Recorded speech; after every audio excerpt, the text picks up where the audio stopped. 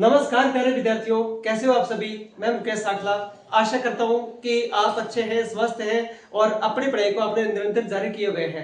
ठीक है, तो इसी उम्मीद के साथ आज मैं कक्षा 12 भारतीय इतिहास के लिए स्पेशल क्लास लेके आया और मुझे उम्मीद है कि मेरी ये क्लास आपके लिए बहुत अच्छी साबित होगी। इसी के साथ आज मैंने आपके लिए एक नया अपार बैच स्टार्ट किया है। अब अपने स्टार्ट करते हैं कक्षा 12 भारतीय इतिहास।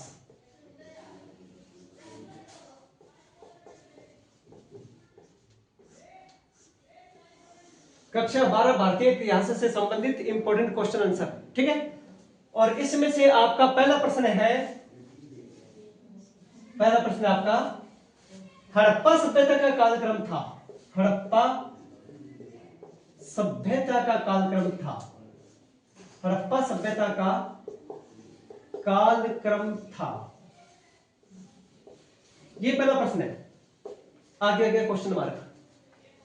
एनसीईआरटी किताब ये कहती है कि हड़प्पा सभ्यता का कालक्रम था लगभग 2600 ईस्वी पूर्व से, लगभग 2600 ईस्वी पूर्व से लेकर 2600 ईस्वी पूर्व से लेकर लगभग 1900 ईस्वी पूर्व का काल, 1900 ईस्वी पूर्व का काल ही हड़प्पा सभ्यता का कालक्रम था। ये एनसीईआरटी के अनुसार है।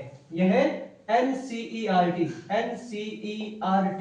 कक्षा 12 की किताब के अनुसार इस सभ्यता का कालक्रम क्या था, 2600 से लेकर 1900 ईस्वी पूर्व का कालक्रम ही हड़प्पा सभ्यता का कालक्रम था। लेकिन एक इतिहासकार है जिनका नाम है रोमिला थापर। रोमिला थापर, इतिहासकार रोमिला थापर, और इनके साथ साथ रेडियो कार्बन पद्धति, रेडियो कार्बन पद्धति, रेडियो कार्बन पद्धति जिसको C14 पद्धति भी कहते हैं, इसे C14 पद्धति भी कहते हैं।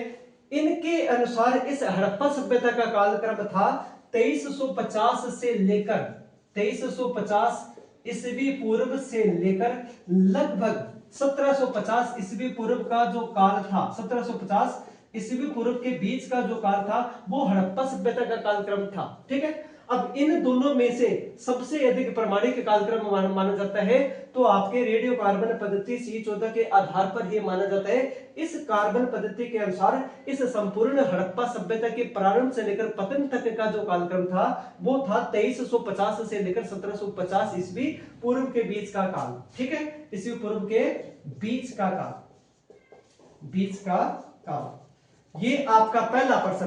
दोबारा फिर रिपीट कर रहा हूं, आपके प्रश्न पूछेगा कि हड़प्पा सभ्यता का कालक्रम था।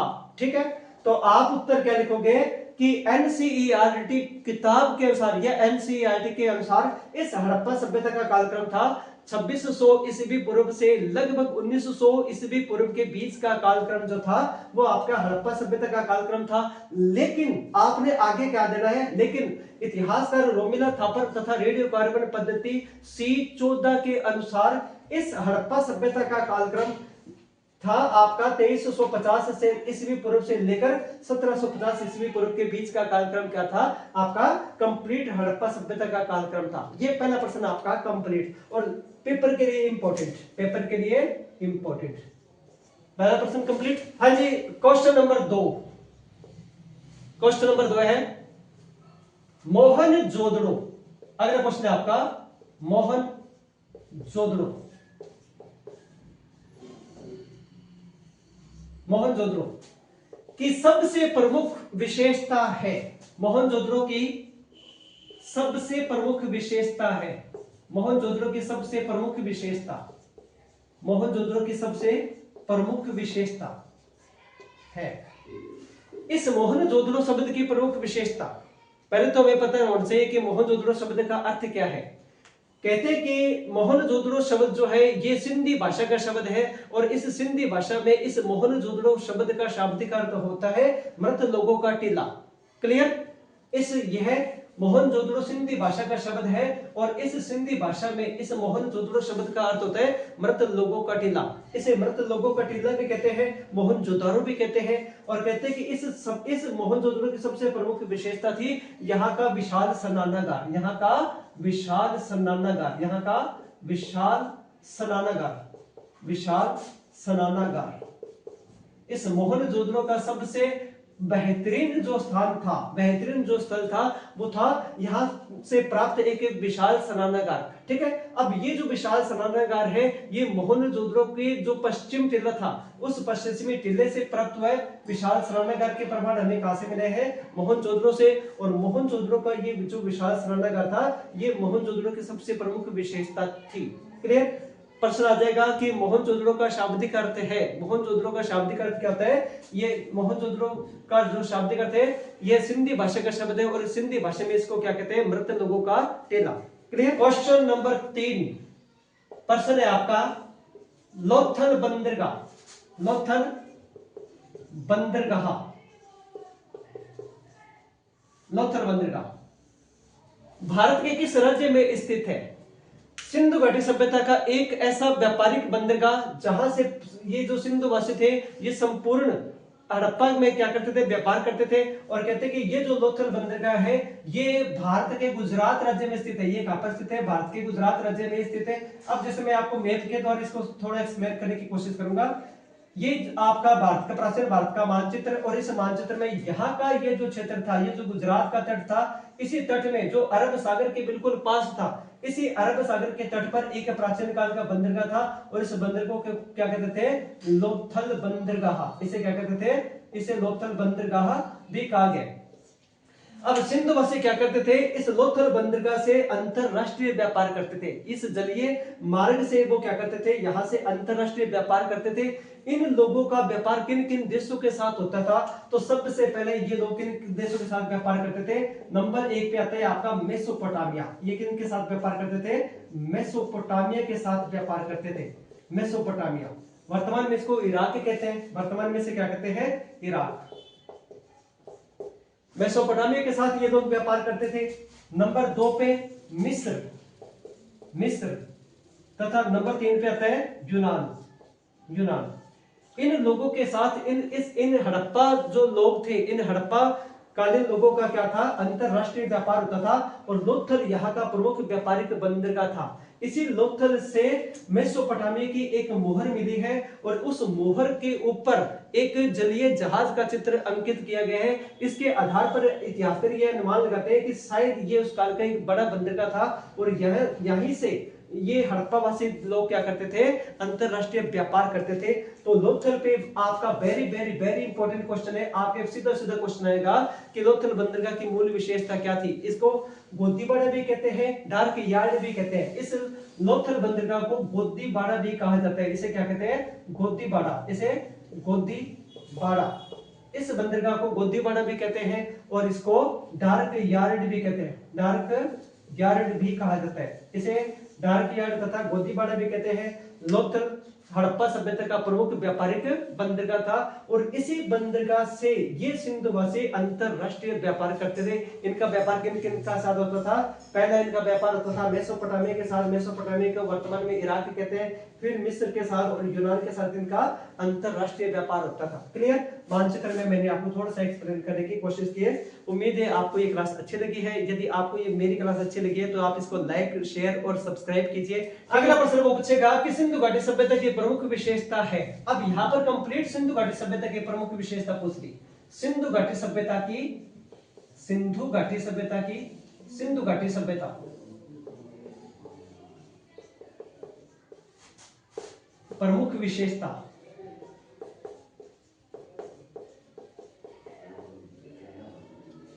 प्रमुख विशेषता थी या है। कंप्लीट सिंधु घाटी सभ्यता की विशेषता पूछी गई है और इस कंप्लीट सिंधु घाटी सभ्यता की जो मूल सभ्यता थी वो थी यहां से प्राप्त होने वाली इस सिंधु घाटी सभ्यता की खुदाई में विद्वानों को प्राप्त होने वाली शेल खड़ी मिट्टी की मोहर, शेल खड़ी मिट्टी की मोहर, शेल खड़ी मिट्टी की मोहर, मिट्टी की मोहर। ये इस काल की प्रमुख विशेषता थी। शहर खड़ी मिट्टी की मोहर जो हर हड़प्पा कालीन क्षेत्र से प्राप्त हुई है, ये शेर खड़ी मिट्टी की मोहर जो है वो संपूर्ण हड़प्पा सभ्यता की प्रमुख विशेषता थी। एक एक नंबर के क्वेश्चन है, सीधे सीधे आपके स्टेप बाय स्टेप एग्जाम में आएंगे। पूरी मेहनत से आपको ये पूरा का पूरा एनसीईआरटी को कवर करवा दूंगा। आप बस मेरी क्लास को एक बार जरूर देखना, और आपको अच्छे लगे तो मेरी क्लास को बार बार आप वॉच कर सकते हो, क्योंकि बच्चे ज्यादातर क्या होता है एनसीईआरटी उनको समझ नहीं आती, उस एनसीईआरटी को बिल्कुल इजी तरीके से मैं बताने की पूरी कोशिश करूंगा। आगे पूछेगा जुते हुए खेत के प्रमाण, जुते हुए खेत के प्रमाण, खेत के प्रमाण किस हड़प्पा टीले से प्राप्त हुए? जुते हुए खेत के प्रमाण किस हड़प्पा टीले से प्राप्त हुए? किस हड़प्पा टीले से प्राप्त हुए? अब ऐसा क्षेत्र जहां से जुताई किए गए खेतों के प्रमाण मिले, तो इसमें अपने बात करते हैं राजस्थान। ठीक है, कहते हैं कि राजस्थान इसमें अपने बात करते हैं कि हड़प्पा सभ्यता में जुते हुए खेत के प्रमाण हमें कालीबंगा से प्राप्त हुए। कहां से प्राप्त हुए हैं? कालीबंगा से। कालीबंगा, कालीबंगा का जो सभ्यता थी, उस सभ्यता से हमें जुते हुए खेत के प्रमाण मिले हैं। कालीबंगा सभ्यता राजस्थान में हनुमानगढ़ जिले में, राजस्थान के हनुमानगढ़ जिले में घग्गर नदी के बिल्कुल किनारे पर बसी हुई एक दीनहीन सभ्यता थी। ठीक है, उजड़ी हुई सभ्यता भी इसको कहते हैं। और ये सभ्यता जो थी ये राजस्थान में हनुमानगढ़ जिले में घग्गर नदी के किनारे पर स्थित थी। और इसी कालीबंगा सभ्यता में प्राचीन काल में पहली बार हमें जुते हुए खेत के प्रमाण मिले हैं। और यहाँ पर उस खेत में एक साथ दो प्रकार के फसलें उगाई जाने के प्रमाण भी मिले हैं, जिनमें पहले ही आपके जौ और दूसरे गेहूं। ठीक है, तो जुते हुए खेत के प्रमाण हमें कहां से मिलते हैं? कालीबंगा से। और कालीबंगा सभ्यता कहां पर थी? राजस्थान के हनुमानगढ़ जिले में, घग्गर नदी के किनारे पर। अगला क्वेश्चन आता है मिट्टी के हल के प्रमाण, मिट्टी के हल के प्रमाण, हल के प्रमाण किस हड़प्पा टीले से मिले हैं? मिट्टी के हल के प्रमाण किस हड़प्पा से, किस हड़प्पा स्थल से मिले हैं? स्थल से मिले हैं। अब ये जो मिट्टी के हल के प्रमाण जो एक छोटे से बच्चे के खिलौने के रूप में थे, वैसे यदि अपने बात करें तो मिट्टी का कोई भी हल नहीं था। उस काल में शायद ये कोई लकड़ी का हल था और बच्चे का खिलौना बनाया गया था। लेकिन धीरे धीरे समय के अनुसार जो लकड़ी थी उसने मिट्टी का रूप ले लिया, क्योंकि अलग परिवर्तन हो गया। और परिवर्तन होने के कारण जब इतिहासकारों ने इसकी खुदाई की, ठीक है, तो वहां से एक मिट्टी के हल के प्रमाण मिले। तो ये मिट्टी के हल के प्रमाण कहां से प्राप्त हुए हैं? बनवाली से, बनावली से, बनावली से, बनावली से। ठीक है, अब बनावली, अब एग्जामिनर पूछ लेगा कि वर्तमान में बनावली कहां पर है? हरियाणा में है। ये कहां पर है? हरियाणा में, हरियाणा। क्लियर? मिट्टी के हल के प्रमाण कहां से मिले? हमें बनावली से मिले हैं। बनावली वर्तमान में कहां पर है? हरियाणा राज्य के अंदर स्थित है। और यहीं से हमें मिट्टी के हल के प्रमाण मिले हैं। क्लियर? नेक्स्ट क्वेश्चन आपके आता है, अगला क्वेश्चन आपके आता है बौद्ध धर्म के संस्थापक कौन थे? अगला क्वेश्चन है बौद्ध धर्म के संस्थापक कौन थे? बौद्ध धर्म के संस्थापक कौन थे?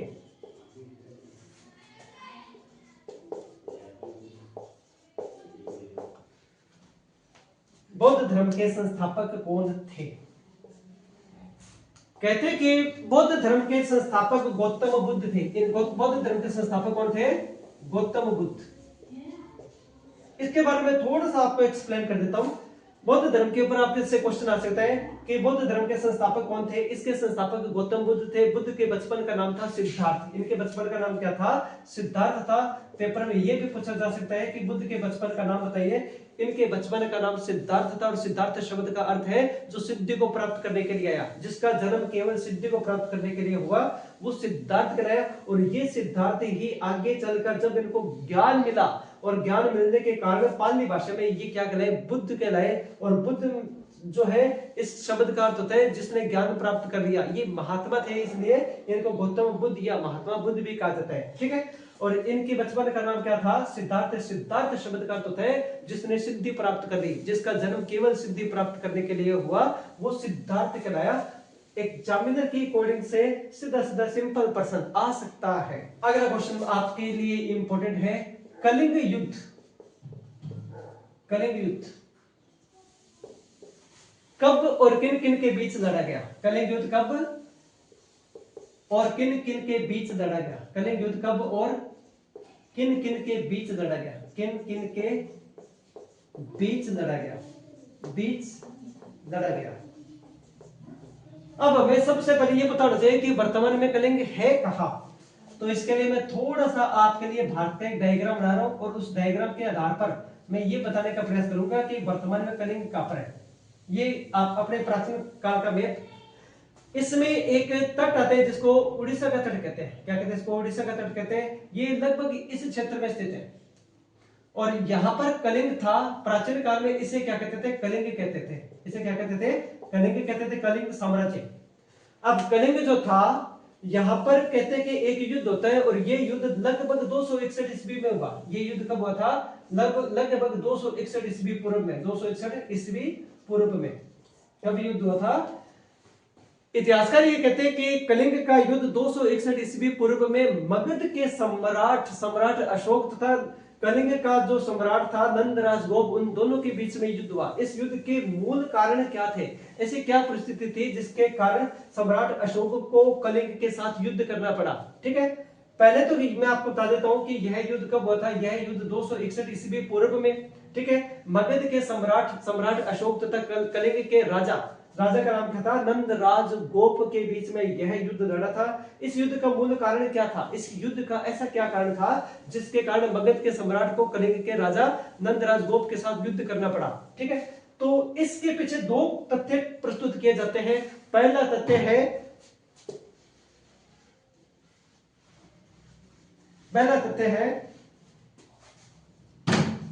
कौटिल्य का अर्थशास्त्र। पहला तथ्य क्या है? कौटिल्य का अर्थशास्त्र।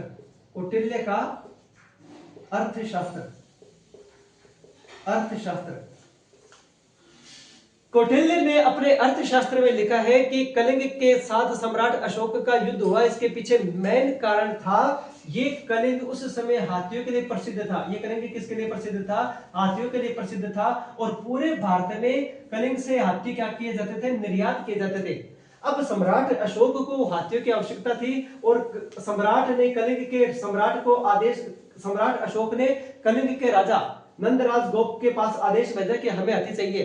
लेकिन कलिंग के जो राजा थे नंदराज गोप, उन्होंने सम्राट अशोक को हाथी देने से मना कर दिया। इसी से नाराज होकर सम्राट अशोक ने 261 ईस्वी पूर्व में, कब की बात है? 261 ईस्वी पूर्व में कलिंग पर आक्रमण कर दिया। और कहते कि ये इस युद्ध में सम्राट अशोक खुद अपने अभिलेख में लिखता है कि मैंने एक ही दिन में 84,000 लोगों को मारा। 84,000 लोगों को मारा। ठीक है, इस युद्ध में सम्राट अशोक के द्वारा कितने लोगों को मारा गया था? 84,000 लोगों को मारा। यह सम्राट अशोक के जीवन का पहला और अंतिम युद्ध था। पेपर में आ सकता है कि सम्राट अशोक ने कुल कितने युद्ध लड़े, तो उन्होंने अपने जीवन में केवल एक ही युद्ध लड़ा और उस युद्ध का नाम क्या था? कलिंग। इतिहासकार कहते हैं कि इस युद्ध के पीछे केवल दो कारण थे। ठीक है, पहला कौटिल्य अपने अर्थशास्त्र में प्रस्तुत करता है। अर्थशास्त्र कहते हैं कि उस समय कलिंग हाथियों के लिए प्रसिद्ध था और सम्राट अशोक को हाथी चाहिए थे, तो इन्होंने हाथी देने से क्या कर दिया? मना कर दिया, जिसके कारण सम्राट अशोक ने इस क्षेत्र पर क्या किया? आक्रमण किया। क्लियर?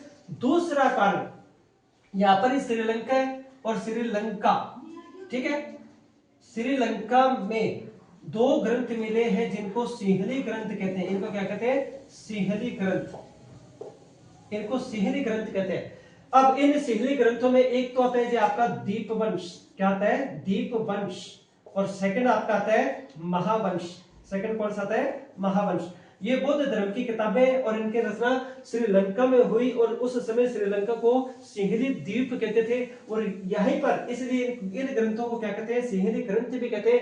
अब ये इसका अलग कारण मानते हैं। दीपवंश और महावंश ये कहते हैं कि सम्राट अशोक और कलिंग के राजा नंदराज गोप के बीच में युद्ध हुआ। ठीक है। और यह युद्ध 261 ईस्वी पूर्व में ही हुआ, ये बात भी ये सत्य मानते हैं। लेकिन ये कहते हैं कि इस युद्ध का मेन कारण था कि उस समय जो था कलिंग अपने व्यापार के लिए प्रसिद्ध था। कलिंग किसके लिए प्रसिद्ध था? व्यापार के लिए प्रसिद्ध था। अब सम्राट अशोक को कलिंग से व्यापार के लिए रास्ते की आवश्यकता थी। और सम्राट अशोक जो मगध के राजा थे, मगध वर्तमान में बिहार को कहते हैं, यहाँ पर था बिहार और मगध, इनका साम्राज्य कहां पर था? ये मगध का साम्राज्य है। अब ये मगध का साम्राज्य यहाँ पर है। मगध सम्राट अशोक ने कलिंग के राजा नंदराज गोप के पास संदेश भेजा कि आपके राज्य से हमें व्यापारिक मार्ग चाहिए और हम आपके रास्ते से यहाँ पर ये जो बंगाल की खाड़ी है, हम यहाँ से अंतरराष्ट्रीय व्यापार करेंगे। तो कहते कि कलिंग के जो सम्राट थे नंदराज गोप, उन्होंने मार्ग देने से मना कर दिया और कहा कि जिस राजा ने अपने भाइयों की हत्या की, मैं उसको अपनी भूमि से 1% भी भूमि व्यापार के लिए नहीं दूंगा। ये बात सम्राट अशोक को बड़ी अजीब लगी और तुरंत ही उन्होंने ये कलिंग पर आक्रमण किया और आक्रमण में कलिंग का जो सम्राट था वो लड़ता हुआ वीर गति को प्राप्त हो गया। इसके बाद कहते कि सम्राट अशोक ने हमेशा के लिए भैरी घोष की नीति को त्याग कर धम घोष की नीति अपनाई। इन्होंने कौन सी नीति का त्याग किया? भैरी घोष। सम्राट अशोक ने भैरी घोष की नीति को त्याग कर धम घोष की नीति अपनाई। धम घोष की नीति अपनाई। क्लियर? अगला क्वेश्चन आप कहते हैं मौर्य वंश का संस्थापक कौन था? अगला क्वेश्चन है मौर्य वंश का संस्थापक कौन था? मौर्य वंश का संस्थापक कौन था? 2024 में पूछा गया है कि मौर्य वंश का संस्थापक कौन था, तो इसका उत्तर है मौर्य वंश का संस्थापक चंद्रगुप्त मौर्य था। मौर्य वंश का संस्थापक कौन था? चंद्रगुप्त मौर्य। ये मौर्य वंश के संस्थापक थे। क्लियर? ये सिंपल प्रश्न था, आपके पेपर में आ सकता है। अगला प्रश्न आता है बौद्ध धर्म का सबसे अलंकृत स्तूप कौन सा है? बौद्ध धर्म का सबसे अलंकृत स्तूप, सबसे अलंकृत स्तूप, बौद्ध धर्म का सबसे अलंकृत स्तूप है। अब ये एक क्वेश्चन दे देगा और इसके 4 ऑप्शन दे देगा आपके सामने। पहला ऑप्शन देगा आपको सबसे अधिक अलंकृत स्तूप है आपका, पहला नंबर पे आएगा अमरावती, अमरावती का स्तूप। सेकंड को दे देगा भरहूत का स्तूप, भरहूत का स्तूप। तीसरा दे देगा आपके सांची का स्तूप, तीसरा सांची। और चौथा दे देगा इनमें से कोई नहीं, इनमें से कोई नहीं। अब ये 4 एक क्वेश्चन और इसके 4 ऑप्शन दे दिए। अब वो ये कहेगा कि बुद्ध धर्म का सबसे अलंकृत स्तूप है। ठीक है, तो ये जो स्तूप है इनमें से चारों में से सही उत्तर है इसका सांची का स्तूप। इनमें सबसे ऑथेंटिक उत्तर कौन सा है? सांची। अब ये क्यों है, इसके पीछे क्या कारण है? कहते कि सांची का जो स्तूप है, इस स्तूप की खोज, इस स्तूप की, सांची स्तूप की खोज, सांची स्तूप की खोज। मैं साथ साथ आपको थोड़ा सा डिटेल इसलिए बता रहा हूं कि आपको थोड़ा सा मैं एक्सप्लेन हो जाए कि हाँ ये इसके तरीके के क्वेश्चन आ सकते हैं। एक क्वेश्चन में मैं आपको कम से कम 3-4 क्वेश्चन एक्स्ट्रा करवा रहा हूं। आपसे रिक्वेस्ट है कि इन क्वेश्चनों को आप समझने की कोशिश करेंगे, इनसे बाहर कोई भी क्वेश्चन आप बाहर नहीं जाने दो। ठीक है, हाँ जी। सबसे पहले अपने बात करते हैं कि सांची स्तूप की खोज कब और किसके द्वारा की गई थी। तो कहते हैं कि इस सांची स्तूप की खोज 1818 ईस्वी में कब की गई थी? 1818 ईस्वी में। पहला प्रश्न, अलग से प्रश्न बता रहा हूं आपको। 1818 ईस्वी में की गई थी। 1818 ईस्वी में colonel Colin Mackenzie, colonel Colin Mackenzie, colonel Colin Mackenzie ये आर्मी के थे, कर्नल के पद पर थे और इन्होंने 1818 ईस्वी में मध्य प्रदेश में, कहां से? मध्य प्रदेश में भोपाल, और भोपाल में इन्होंने, भोपाल से लगभग 20 मील की दूरी पर, भोपाल से कितनी? 20 मील की दूरी पर, भोपाल से केवल 20 मील की दूरी पर एक छोटा सा गांव था। उस गांव का नाम था कनखल गांव। क्या नाम था? कनखल गांव। और इसी कनखल गांव से ही पहली बार कर्नल कोलिन मैकेंजी को एक स्तूप मिला और उस स्तूप का नाम क्या था? सांची। अब ये जो स्तूप है ये बौद्ध धर्म से संबंधित स्तूप है। क्लियर? और कहते हैं कि इसी स्तूप में भगवान गौतम बुद्ध के पवित्र अवशेषों को गाड़ा गया है। यहाँ पर जैसे मान लीजिए उनके नाखून हो गए, उनकी हड्डियां हो गई, सारे के सारे जो उनके पवित्र अवशेष थे वो इस स्तूप में गाड़े गए हैं। ये सबसे सुंदर तथा अलंकृत स्तूप है और इस स्तूप का संबंध किस धर्म से है? बौद्ध धर्म से है। ठीक है, इस स्तूप की खोज कब की गई थी? 1818 ईस्वी में। किसके द्वारा की गई थी? कर्नल कॉलिन मैकेंजी के द्वारा की गई थी। ये स्तूप वर्तमान में कहां पर है? मध्य प्रदेश के भोपाल में। और भोपाल से केवल 20 मील की दूरी पर एक गांव आता है, उस गांव का नाम क्या है? कनखल गांव। और इसी कनखल गांव में इस स्तूप को खोजा गया है। ये इंपॉर्टेंट प्रश्न है और इनमें से आ सकता है कि सांची स्तूप। ठीक है, अब ये प्रश्न आपका आ जाएगा कि स्तूप कहते हैं किसको है? स्तूप है क्या? स्तूप का अर्थ, स्तूप का अर्थ है। अब स्तूप का क्या अर्थ है? कहते कि अब स्तूप क्या थे? मिट्टी के ढेर थे इस प्रकार से। ठीक है, इस प्रकार से मिट्टी के ढेर थे और इनके ऊपर ये सबसे ऊपर एक पवित्र स्थान होता था जिसको हर्मिका कहते थे। इसे क्या कहते थे? हर्मिका कहते थे। आपके क्वेश्चन उसने पूछे कि स्तूप का अर्थ है, स्तूप का अर्थ है, तो स्तूप का अर्थ होता है समाधि स्थल। स्तूप का अर्थ क्या होता है? स्तूप का अर्थ है समाधि स्थल, समाधि, समाधि स्थल। ठीक है, अब इसमें कोई भी महान व्यक्ति हो सकता है, कोई भी ऐसा संन्यासी हो सकता है जिसको इस मिट्टी के ढेर के नीचे गाड़ा गया और उसके ऊपर उन्होंने क्या बना दिया? मिट्टी का अर्धचंद्राकार एक ढेर स्थापित कर दिया और ये क्या कहलाया? स्तूप कहलाया। भारत में पहली बार स्तूपों का निर्माण मौर्य काल में हुआ और मौर्य काल में सम्राट अशोक के द्वारा बौद्ध धर्म को जब स्वीकार कर लिया गया था तो उस समय उन्होंने भारत में लगभग जगह जगह काफी सारे स्तूपों का निर्माण कराया। और ये उस मौर्य काल में ये जो स्तूप होते थे ये केवल मिट्टी के ढेर थे। लेकिन कहते हैं कि मौर्य के बाद जब शुंग और सातवाहन काल आया, शुंग तथा सातवाहन काल में, किस काल में? शुंग व सातवाहन, शुंग तथा सातवाहन काल में इन स्तूपों का आकार पहले से और अधिक बढ़ा दिया गया। इन स्तूपों का आकार पहले से और अधिक बढ़ा दिया गया और इन स्तूपों को और अधिक अलंकृत किया गया। ठीक है, और कहते हैं कि अशोक के काल में तो केवल ये मिट्टी के ढेर थे, लेकिन शुंग और सातवाहन काल में इन स्तूपों के निर्माण में ईंटों का और पत्थरों का प्रयोग किया गया। इनमें ईंटों व पत्थरों का प्रयोग किया गया, इनमें ईंटों तथा पत्थरों का प्रयोग किया गया। यहाँ पर ये वेरी इंपॉर्टेंट लाइन है कि स्तूप है मिट्टी के एक ढेर। ठीक है, मिट्टी के ढेर, इनका अर्थ क्या होता है? समाधि स्थल होता है। इसमें कोई भी जो महान व्यक्ति था उनको गाड़ा जाता था, जैसे गौतम बुद्ध थे। ठीक है, उसके साथ साथ कहते हैं कि ये इनमें से ये इन स्तूपों की आकृति कैसी है? अर्धचंद्राकार। ठीक है, और इनका सबसे ऊपर का जो भाग होता था ये किसी पाषाण का होता था, ये किसी धातु का एक छड़ के रूप में होता था और इस छड़ को क्या कहते थे?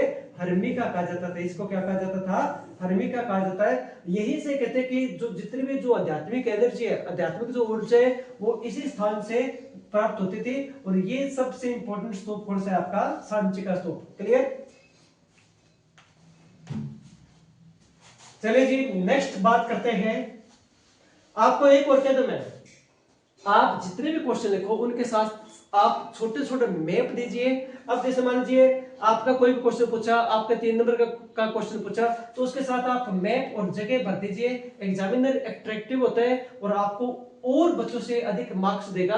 और जैसे मान लीजिए आपसे पूछ लिया कि स्तूपों पर टिप्पणी करें, तो स्तूप का पहले आप डायग्राम बनाइए और डायग्राम बना के उनके बारे में उनकी डिटेल दीजिए। स्तूपों का पवित्र भाग कौन सा है, इनका आकृति किस प्रकार के, कंप्लीट देखकर आप उसको एक्सप्लेन करेंगे तो आपके नंबर और बच्चों से अधिक आएंगे। ठीक है, नेक्स्ट अपने बात करते हैं। अगला क्वेश्चन आपका आता है, अगला क्वेश्चन आपके आता है, प्राचीन काल में कितने महाजनपद थे? प्राचीन काल में कितने महाजनपद थे? महाजनपद थे। प्राचीन काल में कुल कितने महाजनपद थे? कितने महाजनपद थे? प्राचीन काल में यदि अपने बात करें तो प्राचीन काल में कुल 16 महाजनपद थे। कितने महाजनपद थे? 16 महाजनपद थे। 16 महाजनपद। प्राचीन काल की यदि अपने बात करें 6वीं शताब्दी ईस्वी पूर्व में, कब की बात है?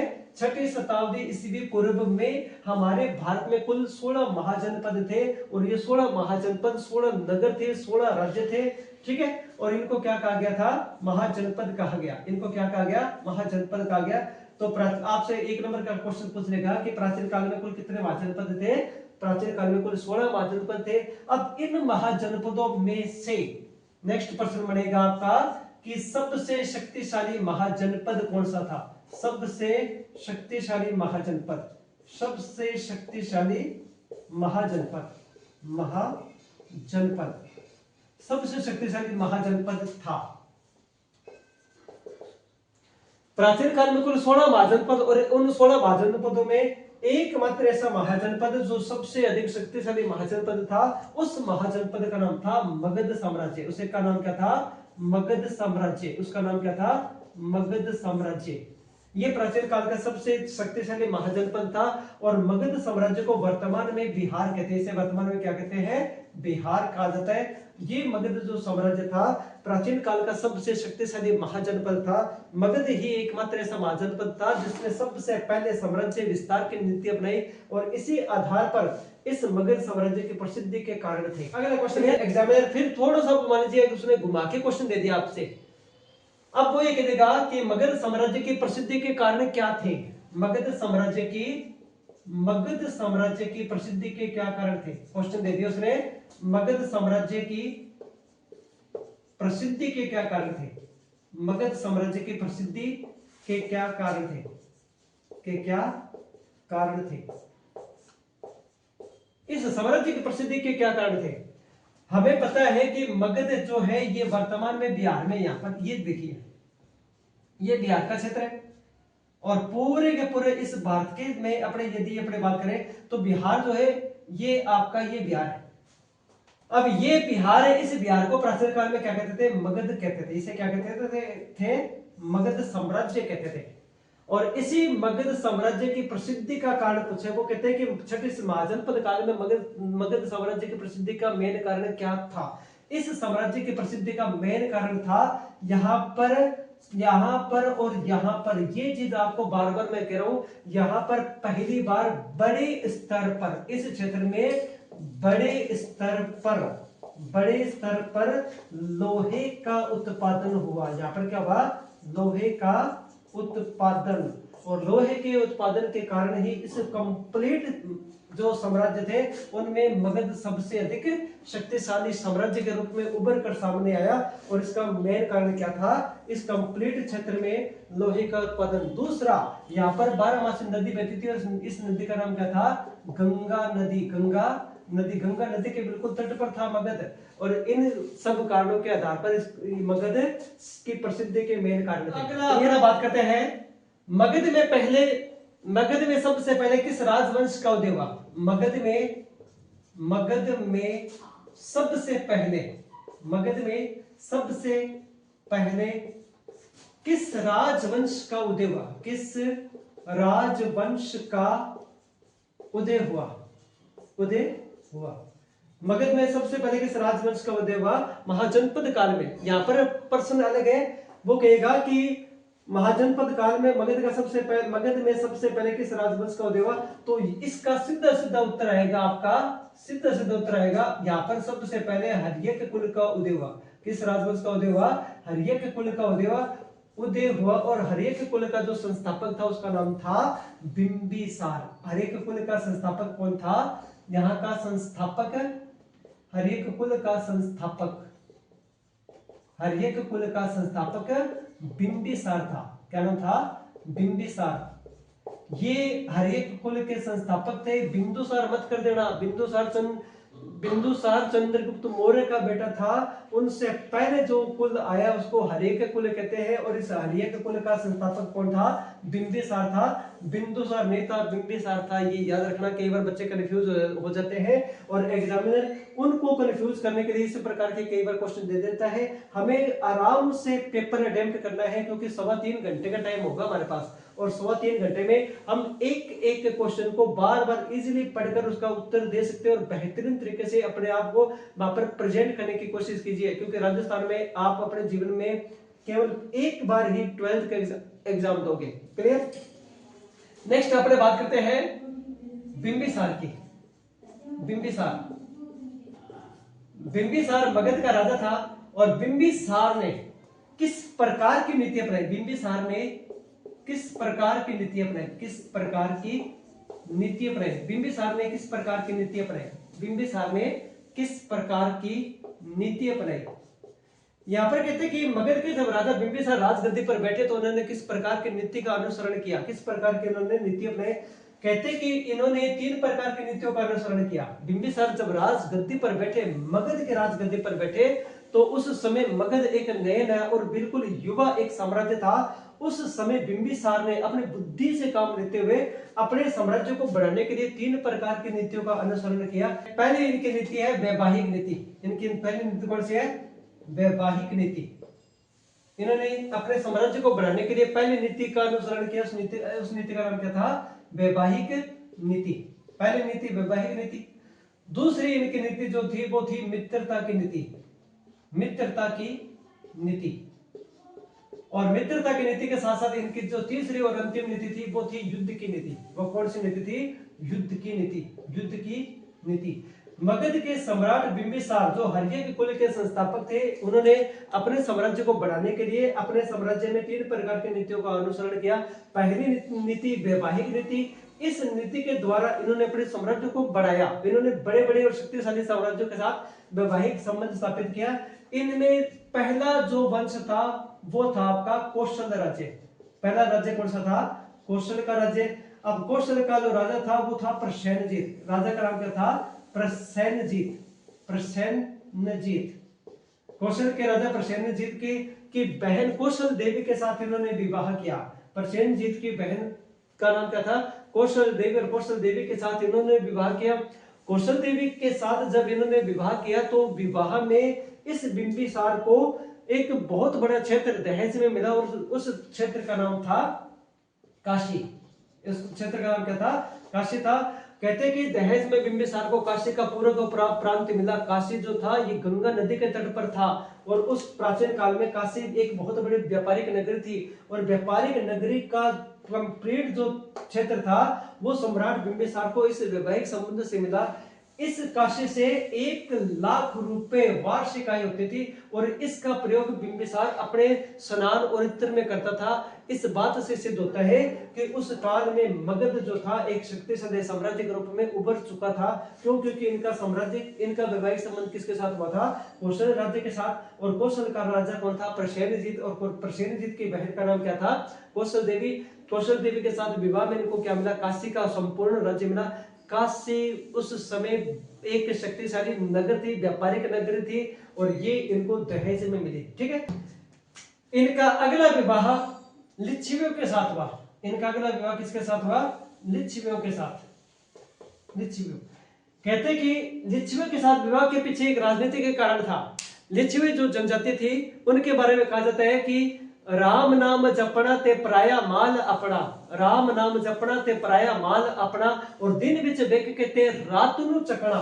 ये लिच्छवी मगध की राजधानी पर रात्रि में आक्रमण करते थे और उस आक्रमण से बचने के लिए इस बिंबिसार ने इनके साथ क्या किया? वैवाहिक संबंध स्थापित किया। क्यों? क्योंकि जो लिच्छवी थे बार बार मगध पर आक्रमण करते थे और इन्होंने जब आक्रमण किया तो इस आक्रमण के कारण मगध की जो पहली राजधानी थी, मगध की पहली राजधानी, और उसका नाम था गिरिव्रज। क्या नाम था उसका? गिरिव्रज। ये मगध की पहली राजधानी थी और इसी मगध की पहली राजधानी गिरिव्रज के ऊपर इन लिच्छवियों ने आक्रमण किया और आक्रमण करने के कारण गिरिव्रज को पूरी तरह से आग को समर्पित कर दिया, अर्थात पूरी की पूरी राजधानी को आग लगा दी। अब इसके बाद इस बिंबिसार ने इस गिरिव्रज के उत्तर में शमशान भूमि में एक नई राजधानी स्थापित की और उस राजधानी का नाम रखा इन्होंने राजगृह। इसका नाम क्या रखा? राजगृह। तो आपके फिर प्रश्न बन जाएगा कि मगध की प्राचीनतम राजधानी महाजनपद काल में इनकी प्राचीन राजधानी कौन सी थी? गिरिव्रज थी। और गिरिव्रज के बाद उन्होंने अगली अपनी राजधानी बनाई थी, उस राजधानी का नाम क्या था? राजगृह। क्लियर? चलिए जी, अगला प्रश्न आता है आपका। अगला प्रश्न आता है हड़प्पा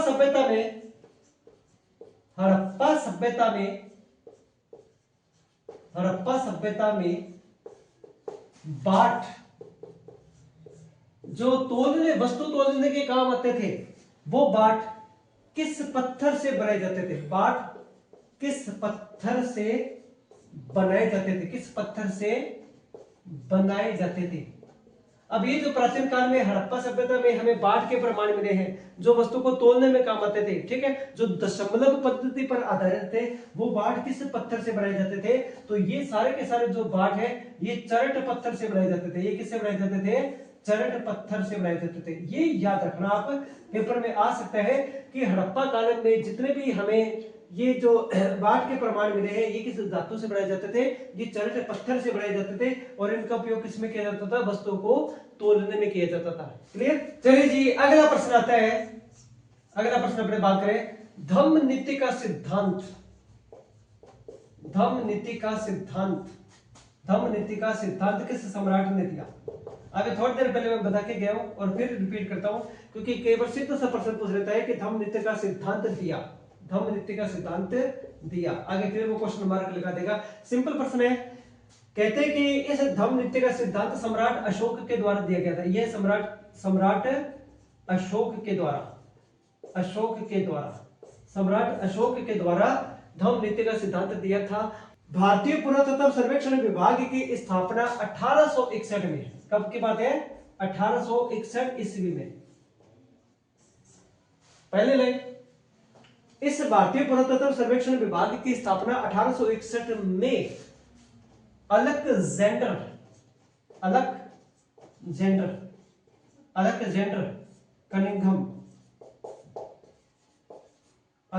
कनिंघम के द्वारा की गई थी। ठीक है, अलेक्जेंडर कनिंघम ही भारतीय पुरातत्व सर्वेक्षण विभाग के पहले महानिदेशक बनाए गए थे।